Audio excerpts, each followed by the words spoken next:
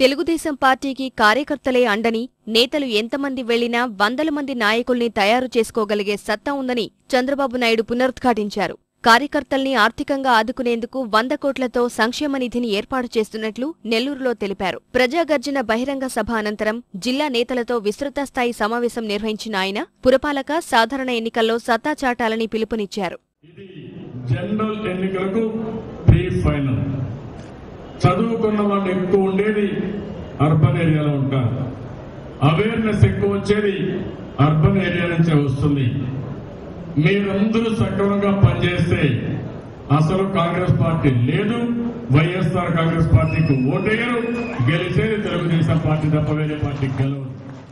ఇతర పార్టీలోంచి వస్తున్న నేతల్లో అవినీతి ఆరోపణలు లేనివారిని ఆయా నియోజకవర్గాల కార్యకర్తలతో చర్చించిన తర్వాతే తీసుకుంటున్నామని వివరించారు. సీమాంధ్రను అన్ని విధాలా అభివృద్ధిలోకి తీసుకురావడానికి తెలుగుదేశం అధికారంలోకి రావడం చారిత్రక అవసరమన్నారు.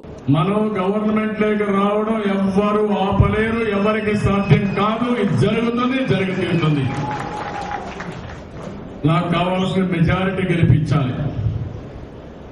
మేము కూడా ఎంపీ కూడా చాలా పకడ్బందీగా చేస్తాం.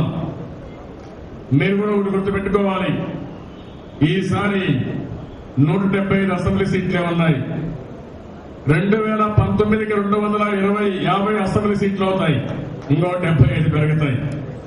కాబట్టి ఇప్పుడుండే అభ్యర్థులు కాకుండా అదనంగా 75 అసెంబ్లీ సీట్లు పెరుగుతాయి. కాబట్టి ఎవరికైనా ఒకరికి అకామిడేషన్ లేకపోతే 2019కి మీ సీట్ రిజర్వ్ చేస్తామని కూడా నేను మీ అందరికీ హామీ ఇస్తున్నా. ఎవరు అధైర్యపడవలసిన అవసరం లేదు. అభ్యర్థుల ఎంపికపై పలువురు కార్యకర్తల నుంచి చంద్రబాబు సలహాలు, సూచనలు స్వీకరించారు. నెల్లూరులో జరిగిన ప్రజాగర్జన సభ విజయవంతమవడంతో పార్టీ శ్రేణుల్లో నూతనోత్సాహం వెల్లువిరుస్తోంది.